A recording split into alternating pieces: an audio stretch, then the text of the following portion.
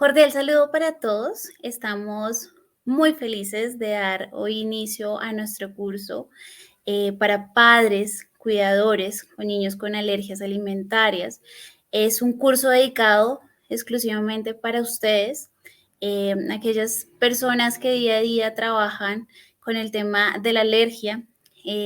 Estamos hoy muy agradecidos por este curso, por esta oportunidad que se está dando para ustedes. Quiero presentarles a un amigo es muy especial, que es el doctor Juan Pablo Riveros, que él va a estar acompañándonos también en este curso, va a estar ayudándonos, asesorándonos, dirigiéndonos, con el fin de darles a ustedes una información académica que les pueda servir para el manejo de la alergia alimentaria. Voy a presentarles al doctor Juan Pablo Riveros. El doctor Juan Pablo Riveros es pediatra gastroenterólogo de la Universidad del Bosque, es presidente actualmente del Colegio Colombiano de Gastroenterología, Hepatología y Nutrición Pediátrica, es instructor asistente del programa de medicina de la Universidad del Rosario y es miembro actual de la Sociedad Latinoamericana de Gastroenterología, Hepatología y Nutrición Pediátrica. Doctor, bienvenido a este curso. Gracias por su participación. Gracias por hacer posible esta oportunidad para los padres. No, a ti muchísimas gracias, Laura, por estar apoyando también estos espacios académicos en pro de la capacitación consciente, veraz, a padres de familia ante una situación que cada vez es más frecuente y es acerca de las alergias alimentarias. Solamente si bien vamos a enfocarnos mucho en la alergia a la proteína de leche de vaca, yo creo que vamos a enfocarnos en muchos aspectos de la alergia alimentaria como tal que le van a servir a cada uno de ustedes, padres y cuidadores, frente a una optimización en el manejo de sus hijos y que de una u otra manera podamos salir avante con estas condiciones. Algo que es muy importante que quiero que tengan presente es que vamos a tener 6 módulos muy interesantes. Si bien vamos a hablar de algunos conceptos desde el punto de vista médico y los vamos a tener referenciados porque pues ustedes también como padres tienen que tener un soporte científico de qué es lo que estamos hablando porque en las redes sociales ahorita existe mucha charlatanería desde el punto de vista de la nutrición y más en un tema tan candente como es la nutrición infantil. Sí es muy importante que ustedes sepan de cuáles son las fuentes, cuáles son los orígenes de lo que vamos a hablar a partir de este momento. No pretendemos, y no es el objetivo de este curso, que se vuelvan coach, entrenadores desde el punto de vista de alergia, porque eso requiere mucho tiempo, de años de estudio de lo que hemos hecho Laura, eh, la doctora María Beatriz García, que va a ser nuestra alergóloga pediatra invitada, nuestra fonoaudióloga, nuestra chef. No pretendemos eso, sino que, como les digo, profundicemos un poco más en estos aspectos de la alergia alimentaria y que a través de estas preguntas, porque lo vamos a generar en una dinámica donde extrajimos tal vez las preguntas más frecuentes que nos llegan a nosotros en la consulta y quisimos adaptarlo a una modalidad donde vamos a hacer preguntas y respuestas con sustentos y yo creo que eso va a generar una claridad en estos temas. Entonces, pues yo creo que podemos comenzar cuando tú quieras, Laurita. Perfecto. Es muy importante lo que el doctor mencionaba porque eso es un espacio de educación. Yo creo que cuando nosotros entendemos el proceso, sabemos que es una alergia, sabemos cómo manejarla, es mucho más fácil llevarla. Pero si desde el principio tenemos como, oye, ¿qué es esto de la alergia? Y esto es igual a una intolerancia, ¿y qué debo comer? ¿Y qué hago? Pues vamos a estar muy perdidos en el camino. Pero si vamos buscando como, ya sé qué es la alergia, qué es una reacción, cómo debo identificarla, qué debo comer, es mucho más fácil poder llevar este proceso. Así que vamos a empezar con una pregunta que es muy común, pero ¿qué es esto de la alergia alimentaria? ¿Qué es una alergia alimentaria, doctor? Sí. Antes de responder esta pregunta, sí, yo creo que todos somos acá súper promotores de la lactancia materna, ¿sí? Y vamos a tocar a lo largo de estos módulos un tema súper álgido y es cómo vamos a lograr de muchas maneras garantizar esa lactancia materna, ¿sí? ¿Y por qué? Porque es única y no se puede homologar desde ningún punto de vista con ninguna fórmula infantil y es importante eso. Hay algunos aspectos que vamos a tocar desde el punto de vista nutricional de cuándo utilizar algunas fórmulas especiales para estos casos, pero definitivamente seguimos siendo promotores acérrimos y defensores de la lactancia materna. Para responder tu primera pregunta de qué es una alergia alimentaria, quiero basarme en una definición ya de mucho tiempo y se las voy a explicar muy fácilmente. La alergia alimentaria, y ya todos, yo creo que con el COVID aprendimos que es el sistema inmunológico. El sistema inmunológico son los mecanismos que tiene el organismo para responder frente a alguna respuesta. Entonces, la alergia, ¿qué quiere decir? Llega, en este caso, vamos a hablar de la proteína de la leche de vaca, es una proteína, una fracción de ese alimento que llega, ¿sí? Se pega a la mucosa del tracto gastrointestinal y genera una reacción muy severa de ese sistema inmunológico. Y hay una cosa que yo aquí recalco y es, tiene que ser reproducible. ¿Qué quiere decir eso con que tiene que ser reproducible? La mayoría de los papás van a ver, doctor, cuando yo le doy este alimento a mi hijo, llámese leche, huevo, etcétera, etcétera, etcétera, cada vez que el niño consume ese alimento, le pasa esto, se brota, se le hincha un párpado, se le hincha un labio, se le hincha el pabellón de la orejita, arranca a sangrar, comienza a tener diarrea, se le quema la cola. Siempre que se expone pasa lo mismo. Eso lo definimos como un mecanismo que es reproducible. ¿Por qué es importante hacer esa diferenciación? Porque como lo vamos a ver, definitivamente hay unas diferencias entre lo que es alergia alimentaria, que ya sabemos que es mecanismos donde se altera el sistema inmunológico, versus algo que ya vamos a hablar y es las intolerancias alimentarias, donde aquí pues no tienen nada que ver el sistema inmunológico. Eso es algo como muy común, ¿no? A veces llegan a la consulta, no es que el niño tiene una alergia a la lactosa. Sí, ¿Eso existe? O sí, no, es que el doctor me dijo que era una intolerancia a la lactosa cuando el niño viene sangrando con moco. ¿Será que más sí. bien es una alergia a la proteína de leche de vaca? Ahí es importante, Doc, y es una pregunta como ¿cuál es la diferencia entre la intolerancia a la lactosa y la alergia a la proteína de la leche de vaca? Sí, entonces para poder responderte esa pregunta, como les decía, ¿sí? Entonces hay dos cosas. La intolerancia a la lactosa, ¿sí? Es una respuesta que tiene el sistema digestivo ante un carbohidrato que se llama la lactosa. ¿Qué pasa? Y es que probablemente ya sea por inmadurez, ese sistema digestivo del niño, ¿sí? No tiene o no se ha desarrollado de manera adecuada una enzima que se llama la lactasa. Entonces, si yo no tengo esa enzima a nivel de las vellosidades del intestino, cuando llega esa lactosa puede generar algunos síntomas. El niño se distiende, puede generarle cólicos, hace episodios de diarrea, se le puede quemar la colita, pero ahí no hay ningún tipo de intervención de alteraciones en el sistema inmunológico. A diferencia de, como les estaba mencionando anteriormente, la alergia a la proteína de leche de vaca claramente activa todo el sistema inmunológico, ¿sí? Entonces ya vamos a saber si son reacciones, como de pronto muchos de los padres que nos estarán viendo en este momento están ya un poco más familiarizados con el tema de que son reacciones alérgicas que son mediadas por inmunoglobulina E o no mediadas, pero al fin y al cabo terminan siendo manifestaciones o reacciones de tipo inmunológico, ¿sí? Y esta es una gráfica que es un poco densa, ¿sí? Que es a través de la cual a los médicos generales, a los estudiantes y a los pediatras les explicamos exactamente cuál es la diferencia. Si ustedes miran acá, esta es una imagen que está en inglés, pero en ese food allergy, aquí ustedes ven que dice IgE mediada, o sea, son reacciones alérgicas como la urticaria, muchas personas, muchos adultos tienen esto,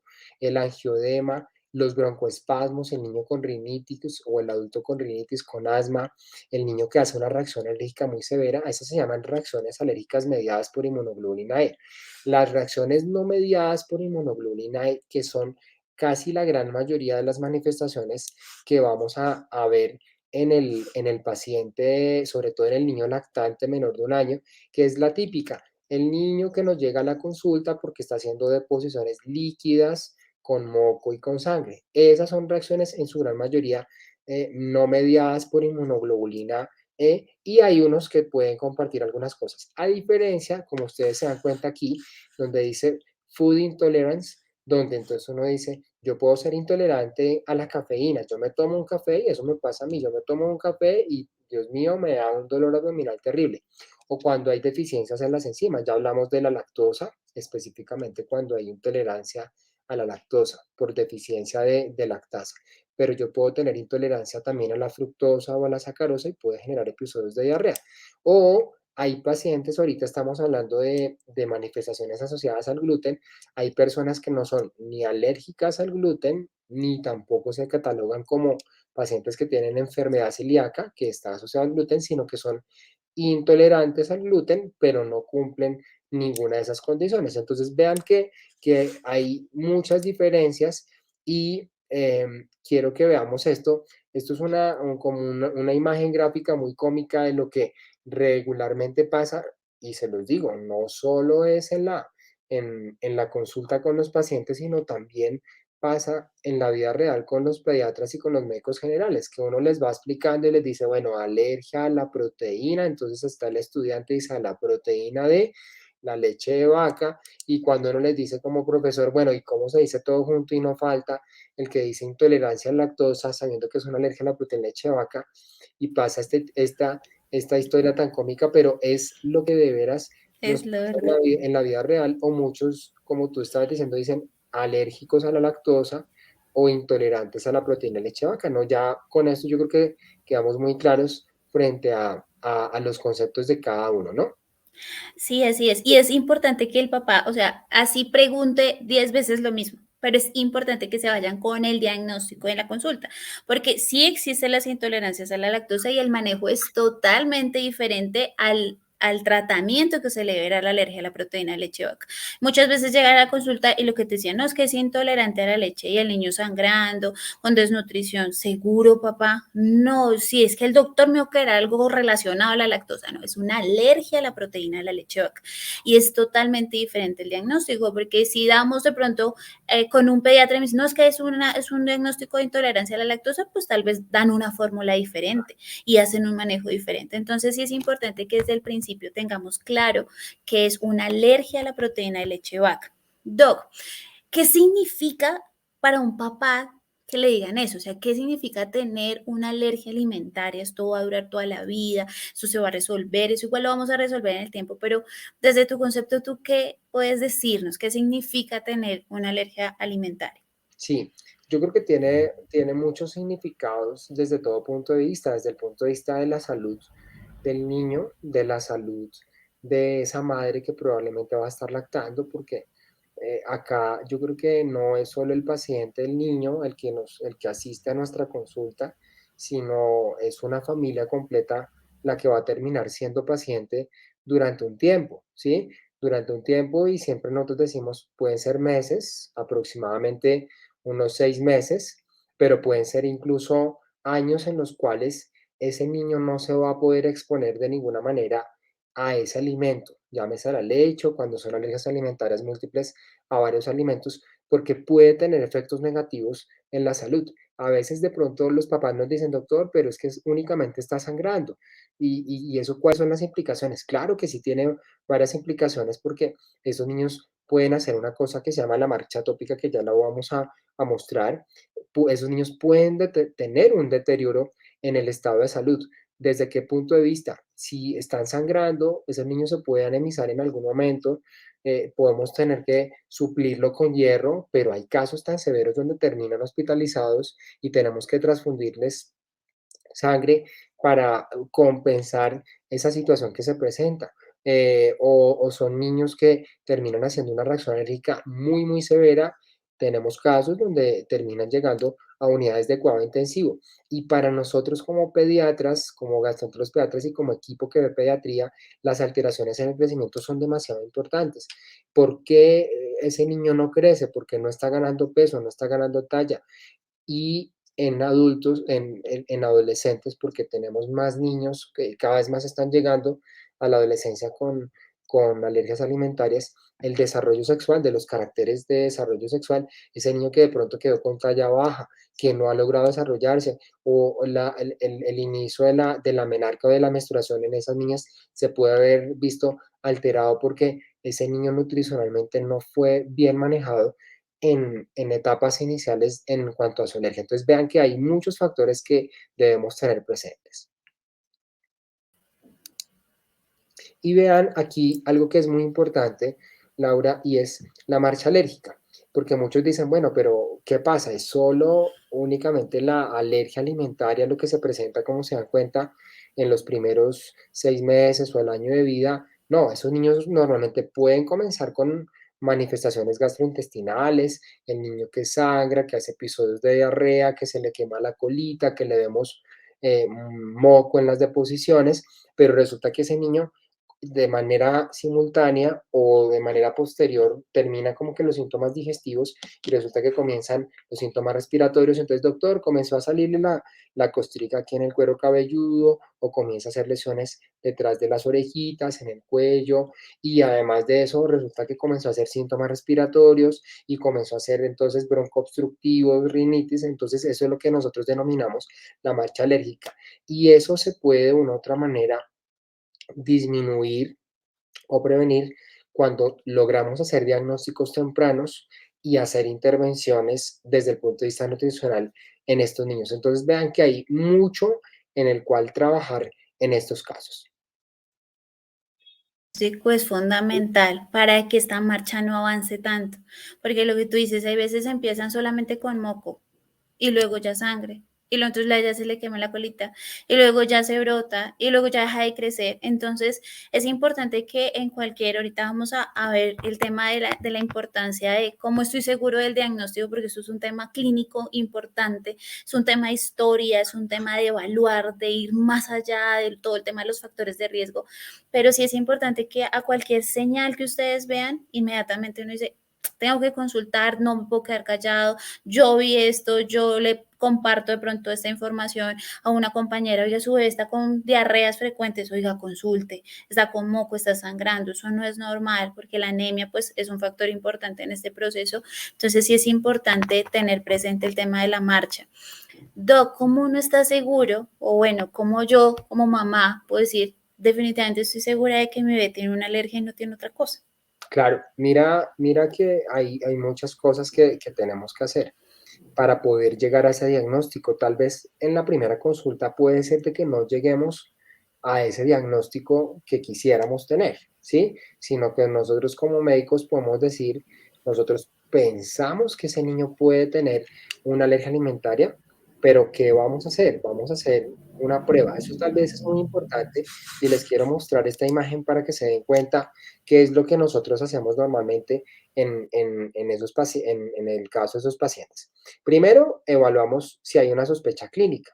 ¿Qué quiere decir eso? Entonces, doctor, llega a la consulta ese niño que llega con síntomas. ¿Síntomas de que arrancó con sangrado en las deposiciones, está con una diarrea bien importante, se le está quemando la cola, se está brotando la piel, no está creciendo adecuadamente?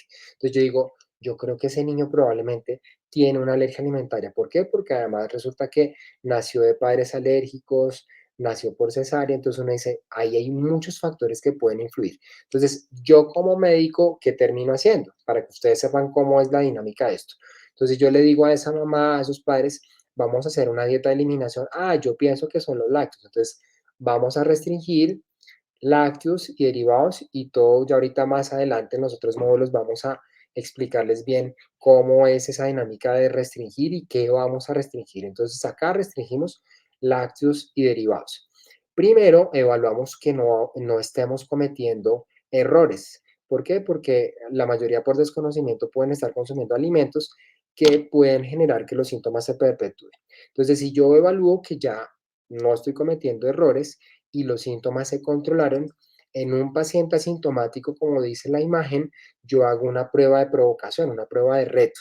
¿Qué quiere decir eso? Que yo al cabo de un tiempo, y eso más o menos ustedes lo van a ver y el médico se los va a explicar, son más o menos, eh, pueden ser entre 15 días hasta un mes, en el cual yo le voy a decir a ese paciente, salvo en casos donde hizo reacciones muy, muy, muy severas, que le vamos a comenzar a incorporar lácteos a la dieta de la mamá, o si utilizamos una fórmula hipoalergénica, vamos a devolvernos a esa fórmula normal con la que venía recibiendo ese niño. Si ese niño, al cabo de ese tiempo, hacemos el reto, vuelve a hacer nuevamente los síntomas iniciales que se presentaron en la etapa de sospecha clínica, ahí confirmamos definitivamente el diagnóstico de alergia a la proteína de leche de vaca, pero también puede pasar de que descartamos esta condición, sobre todo porque si bien hay unas tasas muy altas, las tasas de prevalencia de alergia han venido aumentando, también podemos estar cayendo en muchos niños que terminan siendo sobrediagnosticados con alergia a la proteína de leche de vaca o alergias a alimentos y resulta que no lo tiene. Si ya lo confirmamos, definitivamente ahí entraremos a hablar de un equipo multidisciplinario donde va a estar, donde va a ser parte obviamente el pediatra, el gastroenterólogo pediatra, la nutricionista, el alergólogo y todos vamos a organizar todo un plan de tratamiento específico para que ese niño se mejore de una manera adecuada dentro de todo este proceso, ¿sí?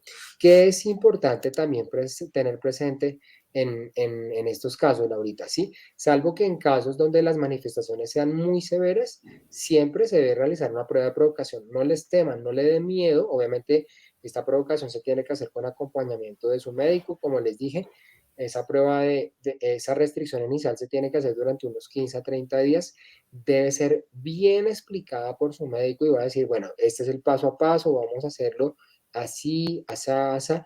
Y si definitivamente aparecen los síntomas, pues ahí tenemos que parar definitivamente, comunicarnos con el médico, decirle, mira, pasó esto con la provocación, el niño se brotó, arrancó a sangrar, listo, frenamos la prueba de provocación, mantenemos la restricción, o si definitivamente no hizo ninguna manifestación, pues ya con eso llegamos a decir claramente ese niño no tiene un diagnóstico de alergia a la proteína de leche de vaca. Entonces vean cómo es el paso a paso, porque a veces uno quisiera que no. En la primera consulta diagnosticamos, claro, hay algunos casos donde podemos llegar a un diagnóstico certero en la primera consulta, pero siempre les decimos, venga, esto se puede demorar, como se dan cuenta, un diagnóstico de un mesecito o un poco más, hasta que ya llegamos a tener mucha certeza en el diagnóstico. Así es, entonces siempre tener claro que uno inicia con la sospecha. Intenta primero hacer el tema de toda la dieta de restricción, súper juiciosos, asesorados, y ya vuelve y se expone el bebé para realmente confirmar el diagnóstico. Es súper importante el tema de la prueba de provocación. Doc, ¿y qué pasa con la familia? Aquí como que solo la mamá o solo el papá. ¿Cómo Sí, manejamos la familia en este caso? pues mira, hay muchos factores que pasan respecto a la familia y es que yo creo que tenemos que involucrar a toda la familia en esto.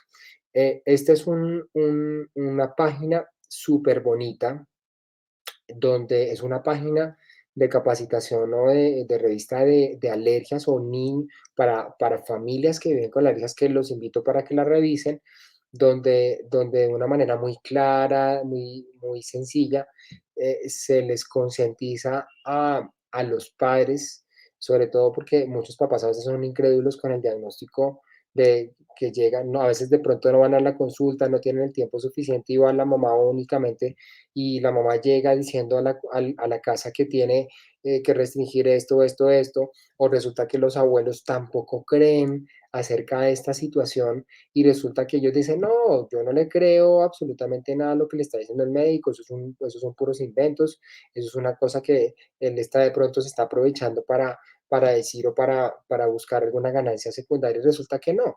O sea, es un diagnóstico real que tenemos que convivir, aprender a manejarlo con todo el grupo familiar, incorporarlos en todo el proceso de la restricción de los alimentos para que por situaciones tan pequeñas como que haya una traza, una contaminación cruzada, ese niño no termine haciendo algún tipo de reacción alérgica que puede ser incluso en algunos casos fatales o que los lleve a un hospital o que tenga algún tipo de recaída. Entonces yo creo que hay que explicarles, yo siempre les digo, lleven a la abuela a la consulta o al abuelo, al incrédulo, al papá también, para que ellos sepan y todos trabajemos en equipo para que entre más rápido arranquemos el tratamiento, pues esos niños van a tener una recuperación muchísimo más rápida y ese sistema inmunológico claramente se va a adaptar y va a tolerar más adelante ese tipo de alimentos que tenemos claramente restringidos. Hablando de incredulidad, muchas veces siempre los papás dicen, ay, pero ¿y por qué le pasó esto a mi bebé? ¿Sí? Pero ¿qué factores, o sea, qué factores influyen o qué riesgos, o sea, qué factores de riesgo me pueden llegar a generar como para que mi bebé tenga una alergia alimentaria? Eso es una pregunta y a veces como médicos, como nutricionistas es importante decirle al papá, mire, estos factores de riesgo se van sumando y vamos haciendo un checklist y Sí. por eso tenemos también más alta sospecha de que su bebé tenga una alergia, porque se cumplen con ciertos factores de riesgo. ¿Cuáles son esos factores de riesgo, doc? Bien, entonces resulta que cuando uno determina el riesgo de alergia, no estamos hablando de alergia alimentaria, sino alergia en general, hay varios porcentajes que están extraídos de algunas publicaciones. Entonces vean que cuando no hay un solo padre afectado, la probabilidad de tener niños con alergias es del 15%, pero cuando uno de los padres en algún momento de su vida tuvo, llámese asma, rinitis, dermatitis alérgica o alergia alimentaria, podemos estar hablando de hasta un 40%, pero si ambos padres, ¿sí? Tuvieron en algún momento alergia o tienen alergia, podemos tener niños hasta en un 70% con un riesgo altísimo de tener alergia alimentaria. Eso es un factor de riesgo importante. Entonces, antecedentes familiares. ¿Hay o no alergias, sobre todo en los padres, o sea, antecedentes de primer consanguinidad o en los hermanitos también? Y el otro factor que también nosotros como médicos evaluamos y decimos, este niño probablemente esos síntomas que tiene sí están asociados a alergias. Primero, si es un niño que nació no por parto o por cesárea. ¿Por qué razón?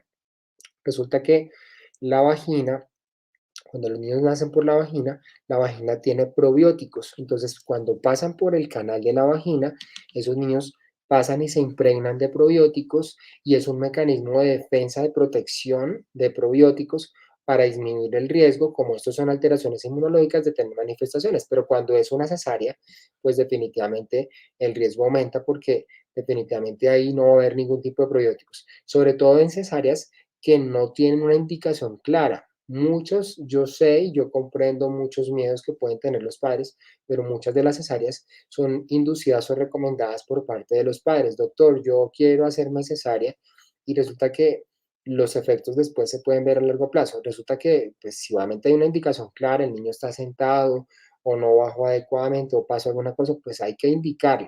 Pero ahí la recomendación tiene que ser por parte del médico y no ser inducida por parte de uno como paciente. El otro factor de riesgo que es muy importante es si ese niño se expuso, sobre todo durante los primeros días de vida, a antibióticos, a medicamentos como los antibióticos. Eso aumenta el factor de riesgo. Y el otro factor de riesgo que es muy importante, y ustedes también como papás tienen la decisión de decir, yo no voy a permitir que a mi hijo cuando nazca le vamos a dar una fórmula infantil, sino que vamos a entrar de una vez con todas las estrategias de promoción de lactancia materna. Mucho ojo con eso porque nosotros si hay artículos que hablan del biberón asesino, eso también aumenta factores de riesgo. Entonces tenemos 4 que son fundamentales y que claramente pueden aumentar el riesgo de alergia. Y eso tiene que ver muchísimo también, como les decía, con la flora intestinal. Se ha visto que niños que tienen floras intestinales, de acuerdo si nacen por cesárea, si se expusieron a antibióticos, esa flora se altera por completo y puede condicionar no solo a alergias alimentarias, sino a dermatitis atópicas, rinitis alérgicas, asma, etcétera, etcétera, etcétera. Súper importante el tema de los factores de riesgo para que los tengamos presentes, porque ahí ya con eso podemos también decir, no, pero es que tengo más factores de riesgo para generar. Antes no teníamos esos factores de riesgo, no nos tenían nos tenían a temprana edad, por ejemplo, no teníamos partos por cesárea, las mamás pues no siempre daban como a luz con sus parteras, o era un parto vaginal, no se exponían los bebés a fórmula, directamente era al seno. Entonces, si vemos en los últimos años, han cambiado como tal esos factores y nos estamos exponiendo día a día más a los partos por cesárea, por ejemplo, al uso de fórmulas. Entonces sí es importante que tengamos presente esos factores de riesgo. Otra cosa importante es el tema de las alergias múltiples. Normalmente cuando empezamos, probablemente empezamos con alergia a la leche. Pero, ¿qué es eso de las alergias múltiples? ¿Un niño puede tener cuántas alergias? ¿Es normal tener tantas alergias? Sí, mira que el concepto de alergia múltiple quiere decir que se tiene alergia a más de un alimento. Entonces yo puedo tener alergia a la leche, pero de manera simultánea también lo puedo tener al huevo, al gluten, al pescado. Hay unos alimentos que se llaman el top número 8 que son los más frecuentes, que son leche, gluten, soya, frutos secos, frutos rojos. em, Pescados y mariscos, y ahí tenemos casi el grueso, más del 90% de los alergenos alimentarios. Miran que en esta imagen que está súper bonita, uno mira cuáles son como los porcentajes. Estos se llaman porcentajes de prevalencia, como dice, pero son porcentajes muy bajitos, pero yo creo que muchos de esos pacientes terminan siendo subdiagnosticados porque a veces no se hace el registro que se quisiera. Pero si ustedes miran aquí en general, sí, casi el 7%, casi el 8% de la población infantil en el mundo tiene algún grado de alergia alimentaria. Tal vez la más frecuente sigue siendo la leche, pero también, dependiendo de donde uno lo evalúe, están las nueces. El huevo en nuestro país es bastante elevado, incluso por encima de las nueces, y el gluten. Tal vez en nuestro país leche, huevo y gluten son los más frecuentes. Entonces, mucho ojo con eso porque hay condiciones en las cuales nosotros tenemos que hacer restricciones mucho más grandes que tienen que ser realizadas y acompañadas por parte de una nutricionista experta en alergias para que eso no vaya a generar o inducir deficiencias nutricionales. Mencionar, Doc, que también, por ejemplo, cuando se hace el diagnóstico oportuno, se hace el tema de la dieta bien, pues hay menos riesgo de generar una polisensibilización a más alimentos, pero cuando el niño no se controla, se le inicia la alimentación complementaria sin que los síntomas estén controlados, pues tiene mucho más riesgo de generar alergias, no solo al top 8. Hay niños que hacen respuesta al maíz, al arroz, a la papa, De porque acuerdo, está tan inflamado como que su cuerpo dice yo ataco lo que sea porque en este momento me siento mal. Entonces sí es importante que sí vean la importancia de tratarla oportunamente porque eso también nos va a prevenir de que hayan alergias. Las alergias múltiples casi las tenemos en niños más de 2 años, sí, 3 años, que tienen muchos alimentos, pero es porque tal vez no se hizo un diagnóstico oportuno o no se hizo la restricción adecuada desde la parte familiar. de acuerdo. Entonces sí vale la pena eso mencionar. Si yo tengo otro embarazo, ¿me va a pasar lo mismo? Sí, entonces la respuesta es, puede ser que sí, puede ser que no. Ahora, hay una cosa que siempre nos preguntan y que de pronto algunos médicos hacen es que no se debe, no, aquí quedó un poco, La la imagen imagen. quedó un poco cortada, pero aquí lo que dice es que no se debe, no que se debe, sino no se debe realizar ninguna restricción alimentaria en el embarazo si he tenido un niño con alergia a la proteína de leche de vaca o alergias alimentarias. Eso es súper importante porque si bien hay un factor de riesgo, como ya los vimos anteriormente, que si yo soy o mi hijo tuvo, obviamente ya de entrada puede haber un 40% de probabilidades, pues definitivamente tenemos que jugárnosla y decir, bueno, aquí podemos cambiar esas condiciones en ese niño. ¿Cómo esa mamá se va a alimentar? ¿Sí? Alimentarse bien no es restringir alimentos, es una cosa completamente distinta. O sea, a esa mamá no se tiene por qué restringir de lácteos, de huevo, de todos estos alimentos que hemos venido mencionando. Se tiene que garantizar una alimentación óptima, sobre todo porque la desnutrición o el retraso de crecimiento, sobre todo en niños que nacen muy bajos de peso, pueden tener un riesgo también a largo plazo de tener alergias alimentarias. Entonces, mucho ojo con eso, no debo hacer restricciones, hay que hablar con el ginecólogo, explicarle bien la situación, pero no pueden permitir ustedes hacer restricciones y si se hacen restricciones porque, no sé, tienen un problema de colesterol o tienen un problema de azúcar durante el embarazo, pues obviamente deberemos acudir con la nutricionista para que nos haga los ajustes respectivos, pero el restringir alimentos definitivamente no disminuye el riesgo de este tipo de condiciones. Es un factor protector para que mi bebé no vaya a nacer con alergia alimentaria. Tenemos un alto riesgo, si tenemos un bebé que tenga alergia, pues vamos a tener un alto riesgo, pero no deben restringir la proteína de leche de vaca, la leche y sus derivados. Primero porque en gestación se requiere también un requerimiento importante de estos micronutrientes, entonces no es necesario suspenderlos. De acuerdo. El comportamiento o la conducta, Doc, frente a otras alergias alimentarias es el mismo, o sea, tú sientes que o cambia algo. No, yo creo que definitivamente no cambia, o sea, se tienen que mantener las mismas conductas de restricción y eso lo vamos a hablar en los módulos que vienen, y en el cual tú nos vas a apoyar de la parte nutricional. Las conductas siguen siendo las mismas. O sea, si yo logro diagnosticar una alergia a la proteína de leche de vaca o tengo un niño que tiene una alergia al huevo, pues básicamente la restricción de ese alergeno desde el punto de vista de alimentos como tal, grandes macros, pero al igual que las trazas y la contaminación cruzada, se deben mantener y se debe garantizar ese tipo de cosas para que ese sistema inmunológico de ese niño se vaya fortaleciendo, se vaya adaptando y logremos algo que nosotros como médicos y como equipo de salud hablamos, y es la tan anhelada tolerancia inmunológica. ¿Cuándo logra tolerar ese sistema inmunológico ese alimento que yo tengo restringido? Entonces, no sabemos cuánto tiempo, normalmente arrancamos con esquemas de 6 meses, un año, pero eso es el tiempo que uno le da a ese organismo para que vaya madurando, de tal forma que cuando se exponga sea capaz de responder de una manera adecuada y que no haga manifestaciones clínicas.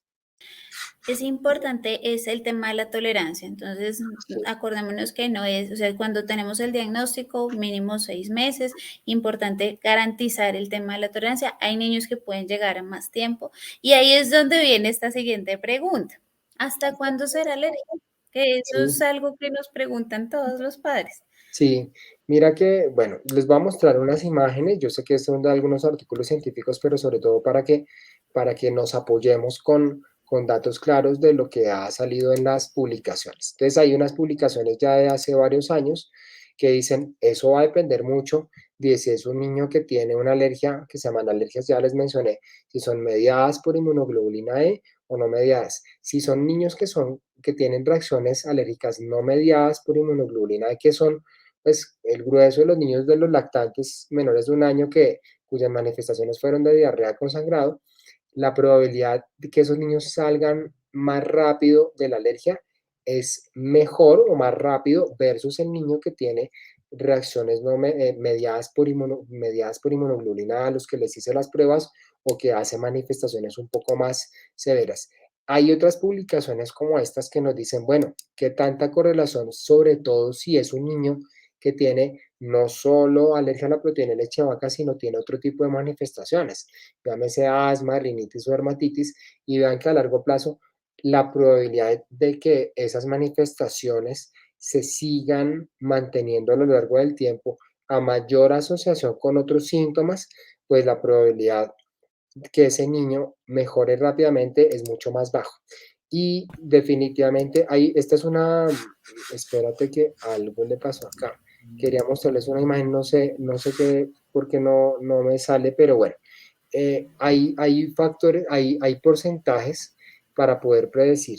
Más o menos el 60 a 70% de los niños, ¿sí? Al año de vida salen de la alergia a la proteína de leche de vaca, el 60 al 70%.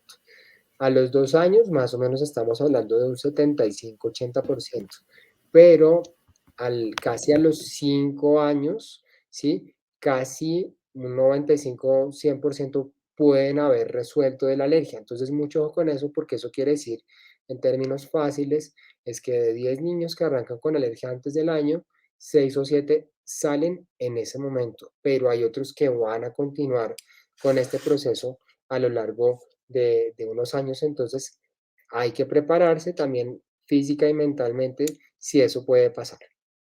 Y ahí viene la siguiente pregunta, Doc, porque muchas veces, bueno, sabemos el tema de los pronósticos y como que al año probablemente Sí, 6 o 7 niños la superen, pero esto realmente, digamos, habrán épocas en las cuales tú puedas decir, ah,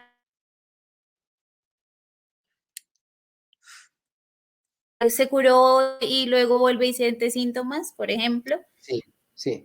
Entonces, hay casos y yo creo que lo que nos está pasando ahorita en época de pandemia es un ejemplo claro de que es así, como eso depende del sistema inmunológico. Yo he tenido niños que yo les dije, bueno, chao, acabamos. Gracias a Dios salimos de la alergia a la proteína en leche de vaca. Veámonos en unos 3 mesecitos para mirar ya cómo les ha ido con la ingesta del yogur, del queso, de los productos con leche, de la misma leche. Pero resulta que, perdón, les dio COVID. Y ustedes saben que el COVID altera el sistema inmunológico y resulta que eso terminó gatillando que ese niño volviera nuevamente a presentar un cuadro de alergia alimentaria o que hubiera comenzado a tener algún tipo de síntoma asociado o que hubiera gatillado de pronto alguna alergia alimentaria a otro alimento, al huevo, al pescado, qué sé yo. Entonces, vean que el sistema inmunológico hay que cuidarlo y eso va muy ligado a la alimentación saludable para prevenir, sobre todo a corto, mediano y largo plazo, ese tipo de recaídas que se pudieran presentar por alguna condición o alguna alteración en el estado de salud de los niños. Eso es importante también que los papás lo tengan presente. Yo siempre les digo, eso es un fantasmita. Puede ser que ya tú resolviste y probablemente el niño al año nos fue Sí, bien, resolvió la alergia, pero ese fantasmita nos va a seguir por ahí por un tiempito. Entonces ustedes ven que empezó con diarrea, de pronto le dio un cuadro gastrointestinal. Ojo, siempre hay que volver a consultar porque él tuvo un antecedente de alergia alimentaria y puede volver a repercutir otra vez en su parte. Entonces sí es importante que ese fantasmita como que lo tengamos ahí siempre, como que es un antecedente muy importante en los niños. Entonces no lo dejemos nunca. Puede ser que ya la haya resuelto, pero cualquier síntoma que ustedes vean, igual siempre deben consultar. Doc, ya para terminar este módulo, quiero que tú nos cuentes qué tan estrictos debemos ser. O sea, realmente mm, este tema ambiental, el cuidado de las ollas, el tema de cocinar aparte, la restricción de las trazas, ¿qué tan importante es? sí, pues yo creo que es total y la respuesta es tenemos que ser demasiado estrictos con todo. Tú lo vas a hablar en tu módulo acerca de, de una manera un poco más profunda de todo esto, pero definitivamente tenemos que hacerlo. Definitivamente, desafortunadamente en un país como nuestro no hay una legislación como tal desde el punto de vista de lectura de etiquetas y nos exponemos a productos como estos que pueden tener trazas de leche y que nos pueden generar grandes dolores de cabeza en el manejo nutricional de estos niños y que los síntomas obviamente se sigan perpetuando. Y al igual que la alimentación, definitivamente hay productos cosméticos y de aseo que o se le pueden aplicar a los niños o que las madres de alguna manera se exponen y que pueden generar la misma situación. Los síntomas no mejoran y nosotros como médicos matándonos la cabeza pensando que de pronto puede haber alguna otra condición y resulta que son estas cosas la que nos genera, obviamente que no haya una evolución satisfactoria en el curso de las alergias alimentarias. Perfecto, entonces recordemos que no solo es el tema de la alimentación, son muchos más factores, es el tema del etiquetado, de los productos de belleza, de los pañitos, de las cremas, de la cocción, de los factores de riesgo. Realmente la alergia alimentaria va mucho más allá del diagnóstico como tal, porque es un Sí, montón de cosas y de sí, situaciones que se empiezan a presentar, es un tema familiar.